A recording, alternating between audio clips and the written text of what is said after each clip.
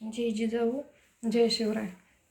तर माझ्या मराठा बांधवांना मला हे सांगायचं की सरकार कोणतं आलं आणि कोणतं पडलं ह्याचा विचार न करता आपला आरक्षणाचा लढा भक्कम कसा करायचा ह्याचा विचार करावा. तर इतिहास साक्षीदार आहे की आपलं नेतृत्व सत्य असेल तर हजारो तलवारीच्या युद्धापेक्षा आपण एका वाघनखावरही ते युद्ध जिंकू शकतो. तर आता येणाऱ्या सरकारला मला हे सांगायचं आहे की एकतर मराठा कुणाच्या नादी लागत नाही आणि जर मराठ्याला डवचलं तर तो त्याचा कोतळा बाहेर काढल्याशिवाय राहत नाही.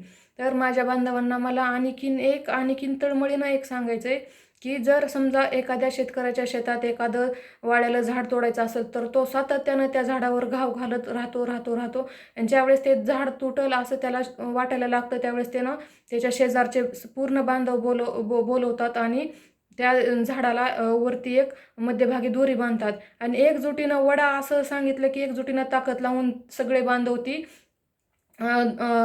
दोरी वडतात तसं त्या झाडाचा तुकडा पडतो. तसंच काही वर्षापासून मनोजदादांनी देखील त्या आरक्षणाच्या विषयावर घाव घालीत फक्त आता तुकडा पडायचा राहिलेला आहे. तर त्याच्यामुळं सगळ्यांनी आता एकजूट होऊन फक्त आता आपल्याला ती दोरी खाली ओढायचं काम करायचंय आणि तुकडा पाडून आपल्या लेकराचं आयुष्याचं कल्याण आपल्याला करायचंय.